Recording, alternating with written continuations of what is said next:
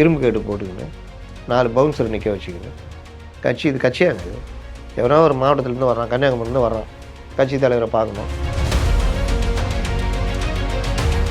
ஆரம்பத்துலேயே ஆதவர்ஜுனா, அருண்ராஜி, இந்த இதெல்லாம் ஒரு கோஷ்டி, புஷி ஒரு கோஷ்டி, அது தனித்தனி கோஷ்டி. இவருக்கு அவர் ஆகாது, அவருக்கு இவர் ஆகாது. விஜய் தான் இங்கே எல்லாமே, அது கிடையாது. புஷி தான் எல்லாமே.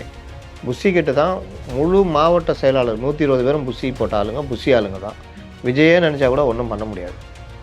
பாஜகலேருந்து சசிகலா புஷ்பா, அப்புறம் இன்னொரு ஒரு பெரிய தலைவர், இவங்கெல்லாம் கலந்துக்கிறாங்க அந்த கல்லூரி விழாவில். அஜிதா பேசும்போது அவ்வளோ ஆரவாரமா. இவங்களுக்கு யாருமே கண்டுக்கலையா அந்த மாணவிகள். வெளியே போகும்போது எல்லாம் போய் செல்ஃபி எடுக்கிறது அது இதுன்னு கடுப்பாயிட்டாங்களா அவங்க டிஎம்கே சைடு. அஜிதாவை சந்திக்காமல் பின்வாசல் வழியாக ஓடுறாரு. நீ ஓடி ஒளியறதுக்குனே ஒரு பொதுச் செயலாளரா? ஏன்னா அதான் பிரச்சனை வந்தால் ஓடி ஒளிஞ்சிடுறேன். என்ன பேசணுங்கிறதெல்லாம் நீங்க சொல்லக்கூடாதுங்கிற விமர்சனத்துக்கு பதில் சொல்றாரு அந்த பேச்சுகள். நீங்க என்ன பேசணும் நான் சொல்றதுக்கு சினிமா வசனமா? அது பொது வாழ்க்கைக்கு வந்துட்டீங்க, அரசியல்வாதி நீங்க. அவருடைய தலைமையை ஏற்று கூட்டணிகள் அமைய வாய்ப்பு இருக்கா சார்? நீங்க the great OPS, the great DTV. Bye the people நேயர்களுக்கு வணக்கம். நான் பவித்ரா சேவியர். இன்றைய நேர்காணலில் நம்மளுடன் இணைந்திருக்கிறார் மூத்த பத்திரிகையாளர் முத்துலீஃப் அவர்கள். வணக்கம். வணக்கம். இந்த தொகுதி பங்கீடுகள்ல பிரச்சனைகள் இருக்கு அப்படிங்கிற மாதிரி ஒவ்வொரு கட்சிகள்லயும் அந்தந்த மாவட்ட செயலாளர்களுக்கான பதவிகள் அப்படிங்கிறதுல உட்கட்சி பூசல் அப்படிங்கிறது இருக்கும். ஆனா இப்போ ரொம்ப பரபரப்பா பாக்குற ஒரு விஷயம், தாவேகாவுடைய மாவட்ட செயலாளரா பதவிக்கு போகணும்னு தூத்துக்குடியில இருந்து ஒரு பெண் அஜிதா அப்படிங்கிறவங்க நியமிக்கப்படுவாங்கன்னு எதிர்பார்க்கப்பட்டு அவங்களுக்கு கொடுக்கப்படல. சாமுவேலுங்கிற இன்னொருத்தவங்களுக்கு கொடுத்துருக்காங்கன்னு அவங்க ஒரு போராட்டம் மாதிரி பண்ணாங்க அவருடைய கட்சி வாசல்லையே. அந்த விஜய் அவர்கள் வரக்கூடிய வாகனத்தை நிறுத்தி அவங்க முற்றுகை மாதிரி பண்ணாங்க. ஆனா அதை தாண்டி அவர் போயிட்டாருன்னு ஒரு பெரிய பரபரப்பா இருக்கு. இந்த ஒரு சம்பவத்தை நீங்க எப்படி பாக்குறீங்க? கட்சி ஆரம்பிக்கும் போது 1000 கோஷ்டிங்க. பொதுவாக கல்யாணம் ஆச்சுன்னா மாமியார் மருமகள் ஒரு 2-3 மாதம் கொஞ்சிக்குவாங்க. நாங்கள் உன்னை அத்தைன்னுலாம் கூப்பிட மாட்டேன், அம்மாவை தான் கூப்பிடுவேன் அப்படின்வாங்க. இவங்க நான் உன்னை மருமகளாக பார்க்கல, என் மகளாக பார்க்குறேன் அப்படின்றது. இந்த சேலையை கட்டிட்டு போ, இந்த நகையை போட்டுக்கோ அப்படின்வாங்க. கொஞ்ச நாள் ஒரு 6 மாதம் வரணும்னா தகராறு ஆரம்பிச்சிடும். இந்த கட்சி ஆரம்பத்திலே இந்த மாமியார் மருமகள் எடுத்தவொடனே அடிச்சிக்கிற மாதிரி ஆரம்பத்திலே ஆதவர்ஜுனா, அருண்ராஜி, இந்த இதெல்லாம் ஒரு கோஷ்டி, புஷி ஒரு கோஷ்டி, அது தனித்தனி கோஷ்டி. இவருக்கு அவர் ஆகாது, அவருக்கு இவர் ஆகாது. இவங்களுக்குள்ளே அடிச்சிக்கிறாங்க. இது ஒரு பார்ட்டு. இன்னொரு விஷயம், புதுசாக வந்த நம்ம தலைவர், பெருந்தலைவர் செங்கோட்டையன், அவரை இந்த ஆதவர் டீம் பிடிச்சிக்கிச்சு. இப்போ அதில் புஷி கோவம். புஷியை மீறி எதுவும் நடந்துடக்கூடாதுன்றது தான் தாவேகாவுடைய ஒரே பாலிசி. புஷி தான் உலகம். பேருக்கு விஜய். ஒரு பழைய படம் ஒன்று, ஸ்ரீவித்யா, மணிவண்ணன்லாம் நடிச்சிருப்பாங்க. ஸ்ரீவித்யா மனைவி, மணிவண்ணன் கணவர், 3 பசங்க இருப்பாங்க, மருமகள் எல்லாம் இருப்பாங்க. அதில் மணிவண்ணன் கொடுமைப்படுத்துவார் மகனை. யாரையும் ரூமில் படக்கூடாது, எல்லாம் ஹாலில் தான் படணும், பயங்கரமாக கொடுமைப்படுத்துவார். மணிவண்ணன் பயங்கரமான வில்லனாக அதில் காமிப்பாங்க. கடைசியில் தான் ட்விஸ்ட் இருக்கும். இந்த டைம்லலாம் ஸ்ரீவித்யா சொல்லுவாங்க மனைவி, ஏங்க அவங்கள போட்டு கொடுமைப்படுத்துறீங்க அப்படி இப்படின்னுவாங்க. கடைசியில் பார்த்தா ட்விஸ்ட் என்னன்னா, ஸ்ரீவித்யா தான் இதை பண்ண வைப்பாங்க மணிவண்ணனை வச்சுக்கிட்டு. அவர் தான் வேணாம்மா, எதுக்குமா சொல்கிறேன்ல போங்க அப்படின்னோன்னா அவர் வெளியே ஐய் போங்க அப்படின்னு அந்த மாதிரி அந்த படம் எடுத்திருப்பாங்க. அதே மாதிரி விஜய் தான் இங்கே எல்லாமே, அது கிடையாது. புஷி தான் எல்லாமே. புஷி கிட்ட தான் முழு மாவட்ட செயலாளர் 120 பேரும் புஷி போட்ட ஆளுங்க, புஷி ஆளுங்க தான். விஜயே நினச்சா கூட ஒன்றும் பண்ண முடியாது. அவர் பேருக்கு விஜய்க்கு அப்படி பயப்படுற மாதிரி அதெல்லாம் பண்ணுறது. விஜய்க்கும் என்னென்னா, நம்ம முதலமைச்சர் ஆகாத பிரச்சனைக்கு தான் இல்லை, சரி நீங்கள் பார்த்துக்குங்க, நான் எதுவும் பண்ண மாட்டேன். அப்புறம் ஜான் நீங்கள் பார்த்துக்குங்க, எப்போ நீங்கள் அடிச்சிக்கிறீங்களா உங்களுக்குள்ளே அடிச்சிக்கிங்க, எனக்கு முதலமைச்சர் ஏதாவது பிரச்சனை இருக்கா? ஒன்றும் இல்லை, அப்போ அடிச்சிக்கிங்க. இப்படி எவனா தலைமை இருக்க முடியுமாங்க? ஏங்க நீ காரில் வர்ற பெண்களுக்கு முன்னுரிமை, பெண்கள் அது இதுன்றிய ஒரே ஒரு தாகிரா வச்சு அதுக்கு ஒரு புர்கா மாட்டி மேலே நிற்க வைக்கிறீங்க. அந்த அம்மாவுக்கு பேசுறது கூட வாய்ப்பு தர மாட்டேங்கிறீங்க. ஒரே ஒரு ஆள் வீரமாக இறங்கி தூத்துக்குடினால அஜிதா அப்படின்ற அளவுக்கு அந்த அம்மா இருக்குது. செயல்பாடு அந்த அளவுக்கு செயல்பாடு. அந்த அம்மா ஒரு கூட்டத்தில் கலந்துக்கிறாங்களாம். கனிமொழி, எம்பி, மினிஸ்டர் கீதா ஜீவன், பாஜகலேருந்து சசிகலா புஷ்பா, அப்புறம் இன்னொரு ஒரு பெரிய தலைவர், இவங்கெல்லாம் கலந்துக்கிறாங்க அந்த கல்லூரி விழாவில். அஜிதாவையும் கூப்பிட்ருக்காங்க. அஜிதா வரும்போது அவ்வளோ ஆரவாரமா, அஜிதா பேசும்போது அவ்வளோ ஆரவாரமா. இவங்களுக்கு யாருமே கண்டுக்கலையா அந்த மாணவிகள். வெளியே போகும்போது எல்லாம் போய் செல்ஃபி எடுக்கிறது அது இதுன்னா கடுப்பாயிட்டாங்களாம் அவங்க டிஎம்கே சைடில். அந்த அளவுக்கு இது கட்சிக்கு செலவழிக்கிறது, ஹெல்பிங் மைண்டு, பம்பரமா சொல்லிட்டு வேலை செய்கிறது. தாவேகா பட்டி தட்டி ஃபுல்லாக கொண்டு போய் சேர்த்துக்குது அந்த அம்மா. நியாயப்படி அவங்கள தானே பொதுச் செயலாளராக ஆக்கிடலாம். புஷி நகரு, இந்த அம்மா நல்லா வேலை செய்யுது, மாநிலத்துக்கு தூக்கிடுவோம் அப்படின்னு. அது வந்து புஷிக்கு பிடிக்கல. புஷிக்கு வேலை செஞ்சால் பிடிக்காது.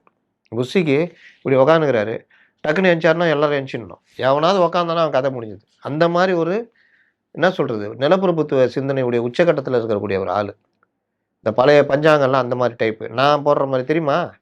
அவர் போடுறாருல அந்த சோம்பு பிடி விற்கிறவன் மாதிரி, ஒரு வெள்ளை துணியில் காட்டன் துணியில் பேண்ட்டு, வெள்ளை சட்டை, அதே மாதிரி போடணுன்னுலாம் உத்தரவு. அப்படி போட்டு சுற்றுறோன்னா அவருக்கு பிடிக்கும். புஷின்னா பயப்படுறாங்க, அவ்வளோ பயப்படுறாங்க. புஷி தான். விஜய் தான் இவங்க பார்க்க முடியாதுல்ல. தலைவரோட ஒன்று ஒன்று பேசினேன், உன்னை வந்து நாலுலேருந்து பனையூர் வரக்கூடாதுன்னு சொல்லிட்டாருன்னா அவ்வளோதான். நீங்கள் போக முடியுமா? அந்த மாதிரி தான் புஷியுடைய ஆதிக்கம். இந்த அம்மா வேலை செய்யுது புஷிக்கு பிடிக்கல. இத்தனைக்கும் அந்த சமுதாயத்தை சேர்ந்தவங்க, நல்ல வேல்யூ இருக்கிற ஆள். ஆனால் ஏம்மா உன்னை பிடிக்கலம்மா, உன்னை மாவட்டத்தில் ஏற்றுக்க மாட்டேங்கிறாங்க அப்படி இப்படின்னு கதை விட்டு இது. விஜய்க்கு அஜிதாவே நல்லா தெரியும். விஜய் நான் உனக்கு ஒர்க்கு நல்லா இருக்கு. அப்போ புஷியோட அஜிதாவுக்கு நல்ல இதனால சொன்னார், அண்ணா நம்ம நல்லா ஒர்க் பண்ணுறாங்க. உடனே இவர் நல்லா ஒர்க் பண்ணுறோம்மா, நல்லா பண்ணுங்க அதுன்னு கையெல்லாம் கொடுத்து அனுப்பிச்சி வைக்கிறாரு. அன்னைக்கு வராரு, நீ பெண்களை போட்டுருவரா தானே, நீ குறைந்தபட்ச மரியாதை கொடுக்கணும்னா காருக்கு முன்னாடி அந்த மாதிரி நிற்கிறாங்க, தப்பு. என்ன பண்ணுவாங்க? வா, என்ன பண்ணுற? நீ பண்ணுற வேலைக்கு நாளைக்கு வேற யாராவது இதே மாதிரி பண்ணிட்டு இருப்பாங்க. உள்ள வா அப்படின்ட்டு போயிட்டு உள்ளே கூப்பிட்டு நல்லா திட்டிட்டு, இந்த வேலை பண்ணாத, நான் என்னன்னு பேசுகிறேன் அப்படின்னு பண்ணோம். மாவட்ட செயலர் தகுதியானது பெண்களில் ரொம்ப கம்மி மாவட்ட செயலர். அதில் ஒரு அம்மா வேகமாக வருதுன்னா போட வந்தேனே, அந்த சாமுவேல் ராஜ் யாருன்னு பார்த்தா கீதா ஜீவன் ஆள். எப்படி இது பாருங்க, கட்சி விளங்குமா இது? இப்படி தான் எல்லா மாவட்டத்துலேயும் இது பண்ணுறது. இன்றைக்கி அஜிதாவை சந்திக்காமல் பின்வாசல் வழியாக ஓடுறாரு அவர். புஷி ஆனந்த் பார்த்தேன். நீ ஓடி ஒளியறதுக்குனே ஒரு பொதுச் செயலாளரா? ஏன்னா அதான் பிரச்சனை வந்தால் ஓடி ஒளிஞ்சிடுற. ஒரு கட்சி நிர்வாகி வர்றாங்க, அவங்க ஆதரவாளர் கூட சந்திக்காத அளவுக்கு பயம், அடிச்சிடுவாங்கன்னு பயம் போல். இந்த மாதிரி ஒரு பொதுச் செயலாளர் இருக்க முடியுமா? இதுதான் அந்த கட்சி. இப்போ நாங்கள் பேசுகிறோம் பண்ணுறோன்னு யாராவது சொல்லிக்கிறாங்க. யார் பேசினாலும் பண்ணாலும் புஷி என்ன முடிவு எடுக்கிறாங்களோ அதான் அந்த கட்சியில் நடக்கும். நான் சொல்கிறேன், அஜிதாவை சஸ்பெண்ட் பண்ணுவாங்க, எதாவது பண்ணுவாங்க. அவங்க அந்த போராட்டம் மாதிரி முடிஞ்சு போகும்பொழுது என்னைக்குனாலும் அங்க தளபதியோட தான் இருப்போம், இந்த கட்சியில தான் எங்களோட பயணம் முடியும், மூச்சு இருக்க வரைக்கும் இந்த பயணம் இங்கே தான் இருக்கும், நாங்க தாவேக்கால தான் இருக்க போறோம், தொடர்ந்து பயணம் செய்வோம். அவங்க அப்படி சொல்றாங்க, அவங்க விருப்பமா அதுதான், அதுக்கு தான் வந்து போராடுறாங்க. அவங்களே எனக்கு 2 வீடு கட்டி கொடுத்தாங்க, விஜய்காரன் மறிச்சாங்க. கட்சியில் வேலை செய்யறதுக்கு எனக்கு வாய்ப்பு கூடியா? நான் எதில் குறைஞ்சிட்டேன்? பணத்தை செலவழிக்கிறேன், கட்சியை கொண்டு போயிருக்கேன், பட்டி தொட்டி ஃபுல்லாக கொண்டு போயிருக்கேன். இன்றைக்கி அங்கே இருக்கிற எல்லாருக்குமே தாவேக்கா தெரியுதுன்னா அதுக்கு நான் ஒரு காரணம் அப்படின்னு தான் அவங்க கேட்குறாங்க. நியாயமான தானே கேட்குறாங்க. ஆனால் நீ பெண்களே மதிக்கலை. ரோட்டில் நிற்கிறவங்க மேலே காரை ஏற்றுற மாதிரி போகிற. உள்ளே கூப்பிட்டாது பேசியிருக்கணும், அதுவும் இல்லை. எவ்வளோ ஒரு அரகண்டு. மற்றவங்ககிட்டலாம் வந்து இது மற்ற கட்சிகள்லாம் இது இருக்காது பெரும்பாலும். ஜெயலலிதா கூட பண்ணதில்லை. வழியில் நிற்கிறாங்கன்னா கூப்பிட்டு கேட்பாங்க, என்ன விஷயம், இந்த மாதிரி விஷயமா, சரி கூட நான் பேசிக்கிறேன்னு போயிடுவாங்க. கலைஞருக்கு சொல்லவே வேணாம், அது மாவட்டத்திலே பிரச்சனை முடிஞ்சிட்ருக்கும். ஆனால் இங்கே இது ஒரு கட்சின்னு ஓடிட்டு இருக்குது பாருங்கள். அதனால் ஒரு பெண்கள் இந்த மாதிரி துறைக்கு வர்றதே பெரிய விஷயம். அப்படி வர்றவங்களுக்கு பதவி கொடுத்தீங்கன்னா இன்னும் அடுத்த கட்டத்துக்கு போவோம். அதை தடுத்துக்கிட்டு எனக்கு என்ன எதுனா போங்க அப்படின்ற மாதிரி போய்கிட்டு இருக்காங்க. அதனால் அவங்க அஜிதாவுக்கு பெருசாக இவங்க எதுவும் பண்ண மாட்டாங்க. நிர்மல்குமார் வந்தாரு, அதுக்கப்புறம் பேசினாரு, ராஜ்மோகன்லாம் வந்தாரு. ஏங்க நிர்மல்குமாரா ராஜ்மோகன் வராங்களா? அவங்க கொஞ்சமாவது பண்பாடு இருக்காங்க.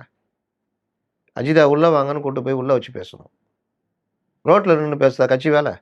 கட்சியுடைய மாநில பிரச்சனை போய் ரோட்டில் நின்று பேசுறது என்ன கதை அது? சும்மா சமாதானப்படுத்துட்டு நான் பேசிக்கிறேன், நீங்கள் போங்க, கலைஞ்சி போங்க, உட்காராதீங்க. இதுக்கு தான் நிர்மல்குமார் அதிகாரம் கொடுத்துக்குறாங்க. வெளியில் உட்காந்துட்டாங்க, அவங்கள கலைஞ்சி போகிற சொல்றதுக்கு ஏதாவது ஒன்று சொல்லணும்ல அந்த நேரத்துக்கு.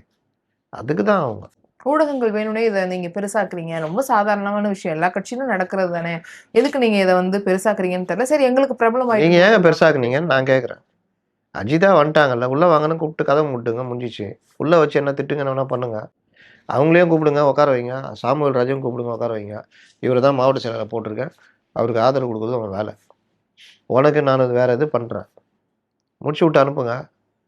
ஊடகங்களுக்கு தெரியுமா? அப்போ ஊடகங்களை வெளியில் போய் பேட்டி கிட்டி கொடுக்கக்கூடாது. சாமுவேல் ராஜை நான் ஏற்றுக்கிறேன்னு பேட்டி கொடுக்குறதா இருந்தால் சாமுவேல் ராஜை நான் ஏற்றுக்கிறேன்னு பேட்டி கொடுத்துருப்போம். சொல்லணுமா வேணாவா? வெளியில் உட்கார வச்சது யார்?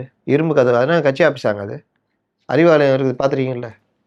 2 டோரும் திறந்து கிடக்கும். அன்பகம் போங்க, இதுக்கு போங்க, சத்தியமூர்த்தி பவன் போங்க, தாயகம் போங்க, கம்யூனிஸ்ட் கட்சி ஆஃபீஸ் போங்க, கமலாலயம் போங்க. என்னைக்காவது கதவு மூடி இருக்குதா? என்ன இது என்ன கட்சி நடத்துறீங்க? ஒரு ஒரு இது பங்களா பிடிச்சிக்கின்னு, இரும்பு கேட்டு போட்டுக்கின்னு, 4 பவுன்சர் நிற்க வச்சுக்கின்னு, இது கட்சியாங்க இது? எவனோ ஒரு மாவட்டத்துலேருந்து வர்றான், கன்னியாகுமரிலேருந்து வர்றான். கட்சி தலைவரை பார்க்கணும், இல்லை கட்சி பிரச்சனை சொல்லணும், மனு கொடுக்கணும். யார்கிட்ட போய் கொடுக்குறது? அங்கே பொட்டிக்கடையில் கொடுத்துட்டு போவாங்க. இப்போ அறிவாலயத்தில் வந்தால் அலுவலக செயலாளர் இருப்பான். இந்த மாதிரி விஷயங்கள் கொடுத்துட்டு சைன் பண்ணிட்டு போகலாம். கமலாலயம் போனீங்கன்னா அலுவலக மேலாளர் இருப்பார். அவர்கிட்ட உங்கள் பேர் ரிச் பண்ணி இந்த லெட்ரு அண்ணாமலை கொடுக்கணும், இது நைனா நாகேந்திரன் கொடுக்கணும்னு கொடுத்துட்டு போகலாம். எந்த கட்சியில் எல்லா கட்சியிலும் அது இருக்குது. அதிமுகலாம் பக்காவாக இருக்குது. அதுக்குன்னு ஒரு குழுவே இருக்குது. என்ன கட்சியாக நடத்துறீங்க? உட்காந்து ஊரில் இருக்கிற பணக்காரன் எல்லாத்தையும் கட்சியில் சேர்த்துக்கின்னு பேசுவதுங்க லா வரமாட்டேங்குதுங்க. விழா விழா விழான்றாங்க. வயிறு எரியுதுங்க. என்ன விழாவா இது? கிறிஸ்துவ பெருவிழா, கிறிஸ்துவ பெருவிழான்றாங்க. லாவே வரமாட்டேங்குது. நீலாம் நான் பேச்சில் ஒரு இது ரெகுலர் ஒரு இது தொடர்ச்சி இல்லை. ஏன்னா மக்கள் பிரச்சனை உனக்கு தெரியல. நீ அதை பார்த்தா தானே உனக்கு இது வரும். அவர் வந்து ஒரு பேச்சாளர் கிடையாது. அதனால இப்ப தொடக்கத்துல இருக்கும்போது அதை நம்ம சுட்டி காட்டி காரணமா சொல்றதை விட பேச்சுல இருக்க குறைகளை வேணா சொல்லலாம் அப்படிங்கிற. பேச்சில் இருக்கிற குறையும் தான் சொல்கிறோம். பேச்சாளர் கிடையாதுன்னா எத்தனை வருஷம் எடுப்பீங்க ட்ரைனிங்கு? இன்னும் ஒரு 50 வருஷம் எடுப்பீங்களா? குறைஞ்சதை பற்றி பேசணும்லங்க. நீ பேச்சாளர் நீனா இங்கே கூடி இருக்கின்ற மக்களை நான் பார்த்து அப்படிலாம் உங்களை பேச சொல்லியே. மக்கள் பிரச்சனையை பேசுறதுக்கு என்னங்க பேச்சாளர்? காமராஜர்லாம் என்ன பெரிய பேச்சாளரா? திமுகவில் வேணா பேசுறதுக்குன்னா வாய் படிச்சவங்க போகிறதான். எம்ஜிஆர் பெரிய பேச்சாளரா? ஜெயலலிதா பெரிய பேச்சாளரா? உங்களுக்கு மக்கள் பிரச்சனையே பேசணும். அதை நீ கோர்வையாக ஒரு டிராஃப்ட் ரெடி பண்ணி உனக்குன்னு ஒரு ரிசர்ச் டீம் வச்சு என்னென்ன பிரச்சனைன்னு எடுத்து அதை பேசணும். பிளாஸ்ட்டு பவள விழா பாப்பான்னு எவனாவது தேட்டருக்குல இந்த வடபழனியில் உட்காந்துருக்கேன் அவன்கிட்ட எழுதி வாங்கி வந்து கொடுத்துருந்தா என்ன கதை இது? அவன் இப்போ கிறிஸ்தவ பெருவிழா நடத்துகிறான், அரசியல் மேடையாக மாற்றுறான். முதல்வர் பேசுகிறாரு, பாஜகவுக்கு எச்சரிக்கை விடுக்கிறோம், நீங்கள் உங்கள் மதவெறி இங்கே கொண்டு வந்தால் விட மாட்டோம், சிறுபான்மையினருக்கு துணையாக நாங்கள் இருப்போம்னு பேசுகிறார். எடப்பாடி நடத்துகிற கிறிஸ்தவ பெருவிழாவில் என்றைக்கும் அதிமுக சிறுபான்மையினருக்கு அம்மா காலத்துலேருந்து நாங்கள் கிறிஸ்தவ மக்களுக்கு அவ்வளோ இருந்திருக்கோம், சிறுபான்மை மக்களுக்கு அவ்வளோ இருந்திருக்கோம். இன்றைக்கி பசுத்தோல் பூர்த்தி வர்றாங்க இவங்க, இந்த ஓநாய்கள் வருகிறது, அதை நம்பாதீங்க, உங்கள் கூடயே இருக்கும் ஆனால் ஏமாத்தோம் அப்படின்னு அவர் பேசுகிறார். நீ நடத்தின்னு தான் சொல்கிற. ஜோசப் கதை சொல்கிற, அந்த கதையாவது முழுசாக சொன்னாலாவது நாங்கள் எங்கள் வேலையை பார்ப்போம். பாதியில் விட்டு போயிட்டேன். அது என்ன கதைன்னு தேடுறதுக்குள்ளே எங்கள் தாவி தீர்ந்துருது. அடுத்த மேட்டியில் கேட்குறாங்களா, சார் அவர் சொன்ன ஜோசப் கதை என்ன கதைன்னு? இதுவா வேலை? வேறு ஏதாவது பேசுனீங்களா? அரசியல் பேசுனீங்களா? அப்புறம் நீங்கள் எதுக்கு இருக்கீங்க? பைக்கு கொடுக்குறோம், காரு கொடுக்குறோன்றீங்க. ஒரு பைக் கொடுக்க முடியுமா? 1000 ரூபா கொடுக்குறதுக்கு நாக்கு தெளிப்பு வருது. 1000 ரூபா கொடுத்து இந்த மாதம் விவசாயிகளுக்கு இழப்பீடு கொடுக்க முடியல. மழை பெஞ்சதில்ல, இழப்பீடுக்காரன் கிட்ட அந்த காசை பயிர் காப்பீடு இழப்பீடு கொடுக்க முடியல. அதை விட ஜோக்கு, சம்பளம் போகிறதுலே பிரச்சனை வருதான். அப்போ 12,000 ரூபா மாதம் 12,000 கோடி கொடுக்குறதே, 1200 கோடி கொடுக்குறதே இவங்களுக்கு பெரிய இதுவாக மாறுதுன்னா, நீ பைக் ஒரு வீட்டுக்கு ஒரு பைக்குன்னா என்ன கதை வருது? 2.5 கோடி குடும்பம் இருக்குது. 1 லட்ச ரூபா மினிமம் ஒரு பைக் வச்சா கூட 2.5 கோடி குடும்பம் 1 லட்ச ரூபா கணக்கு போடுங்க. அப்படி இருக்கும் பொழுது இவர்கள்ட்ட எந்த தெளிவும் கிடையாது. எதை பற்றியும் பேசினா நாலேஜே இல்லை. அவ்வளோ பிரச்சனை நடந்துகிட்டு இருக்குது. ஒன்றுமே இல்லை. இன்னைக்கு பெரியாருக்கும் எம்ஜிஆருக்கும் நினைவஞ்சலி செலுத்திட்டாரா? இல்லை. நான் ஒரு 1 மணிக்கு போட்டேன். எப்பா 1 மணி ஆயிடுச்சு, கொஞ்சம் சீக்கிரம் வந்து செலுத்துங்க பாருங்க. இதான் அவன் நிலைமை. எம்ஜிஆர் வந்து எங்கள் பொதுவான தலைவர்னால இன்றைக்கி ஏதாவது ஒரு அறிக்கை விட வேண்டியது தானே? மறைந்து மறையாமல் வாழ்கிறார், இத்தனை ஆண்டுகள் ஆனாலும் வருது, அவர் வாழ்க்கையின் லட்சியம் தீய சக்தி திமுக ஒழிப்பதாக இருந்தது, நாங்களும் அந்த லட்சியத்தில் அவருடைய இதை நாங்கள் முன்னெடுத்து செல்கிறோம். ஏதாவது ஒன்று உருட்டணும்ல? எதையாவது உருட்டுறீங்களா? திருப்பரங்குன்றத்தில் உங்கள் இது என்ன? இந்த மாதிரி எந்த ஒரு விஷயத்துலையுமே இது கிடையாது. ஆசை மட்டும் இருக்குது, நான் முதலமைச்சர் ஆயிடணும்னு. நான் என்ன பேசணுங்கிறதெல்லாம் நீங்க சொல்லக்கூடாதுங்கிற விமர்சனத்துக்கு பதில் சொல்றாரு அந்த பேச்சுகள். நீங்க என்ன பேசணும் நான் சொல்றதுக்கு இது சினிமா வசனமா? அது பொது வாழ்க்கைக்கு வந்துட்டீங்க, அரசியல்வாதி நீங்க. நீங்க என்ன பேசணும் நாங்கள் சொல்ல தான் செய்வோம். உனக்கு ஆசை இருக்குல்ல, எங்களுக்கும் சேர்த்து முதலமைச்சர் வரணும்னு ஆசைப்படுறா, எங்கள் ஓட்டு கேட்டு தானே வர்ற. அப்போ நீ என்ன பேசணும் நாங்கள் கேட்க தான் செய்வோம். உன் கோரிக்கை என்ன? உன்னுடைய எதிர்கால திட்டம் என்ன? உன்னுடைய ஆம்பிஷன் என்ன? நீ என்ன நினச்சிருக்க? தமிழகத்தை பற்றி உன்னுடைய பார்வை என்ன? தமிழக மக்கள் பிரச்சனைகளை நீ எப்படி பார்க்குற? கேட்க தானே செய்வோம். அவர் தான் எதிர்த்து சொல்றாரு, வாக்குறுதிகள் கொடுத்ததெல்லாம் நிறைவேற்றல திமுக, மாணவர்களுடைய கடன் வந்து தள்ளுபடி பண்ணல. இந்த மாதிரி போங்கு பேச்செல்லாம் பேசக்கூடாது. அப்படிலாம் ஒரு எண்ணமே பேசலை. நீங்களா உருட்டக்கூடாது. என்னைக்கு பேசினாரு அவரு? அன்னைக்கு ஈரோடு மாவட்டத்துல கல்வி கடன் பேசினாங்க. ரத்து பண்ணலன்னு கேட்டாரா அவரு? ஆமா. ஆ? அது அந்த ஸ்பீச்ல பேசியிருந்தாருல, கேஸ் சிலிண்டர் மானியத்துக்கு வந்து ரத்து செய்யல அந்த தேர்தல் அப்படிங்கிறத அறிக்கையெல்லாம் சொன்னாரு. நிறைவேற்றலன்னு சொன்னாரு. அதுவா? வாக்குறுதிகள்லாம் ஆ, செய்யல ஆ. திமுக அப்படிங்கிறதுல அதையும் சொல்லியிருந்தாரு. மாணவர்களுக்கு போற இருக்கக்கூடிய போக்குல அப்படி கல்வி ஒரு கடன் ஒரு வந்து வரியில சொல்லிட்டு போறது. ஆ சொல்லி நான் சொல்ல மென்ஷன் வருது ஏங்க, பண்ணியிருக்காரு. ஒரு வரியில தான் சொன்னாரு. ஆனா 2021ல இவரு சொன்னது நாங்கள் வந்தவுடன் கல்வி கடன் ரத்து பண்ணுவோம்னு. கல்வி கடன்னா 30 வயசுக்குள்ள தான் ரத்து பண்ண முடியும். 31 வயசு ஆச்சுன்னா ரத்து பண்ண முடியாது. அப்ப நீங்க 2021ல உங்களுக்கு ஓட்டு போடுறான். 29 வயசுல நாளைக்கு வந்தா ஸ்டாலின் வராரு, விடியல் தர போறாரு, கல்வி கடன் ரத்து பண்ண போறாருன்னு தெம்பா இருக்கிறான்னு வச்சுக்கங்க. நீங்க 2 வருஷம், 3 வருஷம், 4 வருஷம், 5 வருஷம் பண்ணவே இல்ல. யாருக்குமே கல்வி கடன் ரத்து பண்ணல. இப்ப அவனுக்கு என்ன எவ்வளோ பெரிய பிரச்சனை? உன்ன நம்பி தானே ஓட்டு போட்டான். நீ என்ன பண்ற? அந்த கல்லூரி முடிச்சு போறானே, அவனுக்கு கல்வி கடன் ரத்து பண்ணணும். அத பண்ணல. அவனுக்கு லேப்டாப் குடுக்குற. யாருக்கு லேப்டாப் குடுக்கணும்? பள்ளி மாணவர்களுக்கு குடுக்கணும். அவன் அத வச்சு ட்ரெய்னிங் எடுத்தான்னா, காலேஜ் படிக்கும்போது அவனுக்கு யூஸ் ஆகும். நீ கல்லூரி மாணவருக்கு குடுக்குற. கல்லூரி மாணவருக்கு என்ன குடுக்கணும்? கல்வி கடன் ரத்து பண்ணணும். இத கூட பேச தெரியலையே! பேசலையே! என்ன பேசுறீங்க? போற ஒரு ஒரு வரியா? காஞ்சிபுரத்துக்கு போனா நெசவாளர்கள் துன்பப்படுகிறார்கள். பாலாற்றில் மணல் எடுக்கிறார்கள். 4000 சில்லற கோடிக்கு மணல் எடுத்து விட்டார்கள். என்ன கேட்டேன், "ஏன் பேசலையா?" பேசினாரே. என்ன பேசினாரு? பாலாற்ற பத்தி பேசினாரே. என்ன பேசினாரு? பாலாறு இதாயிடுச்சுன்னாரே. வேற? நெசவாளர் பத்தி பேசினாரே. என்ன? நெசவாளர் கஷ்டப்படுறாங்கன்னு சொன்னாரே. அது நீ வந்து தான் சொல்லணுமா? எப்படி கஷ்டப்படுறாங்க? என்னென்ன பிரச்சனை இருக்குது? கவர்மெண்ட் எப்படி ஏமாத்துற? எந்தெந்த வகையிலலாம் நீ வந்து ஏமாத்துற? நாங்க வந்தா என்ன பண்ணுவோம்? அதெல்லாம் பேசணும்.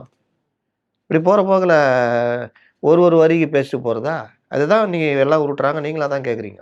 அத பத்தி பேசினாரு, இத பத்தி பேசினாருன்னா, அது அவர் கணக்கு இல்ல. விளக்கமா சொல்லணும் அப்படின்னு சொல்றீங்களா? ஏங்க ஒரு இல்ல கட்டுரை ஒரு எழுதுறீங்க, பிரச்சனை ஒரு கட்டுரை எழுதுறீங்க. அதுக்கு சப்டைட்டில் வைப்பீங்க.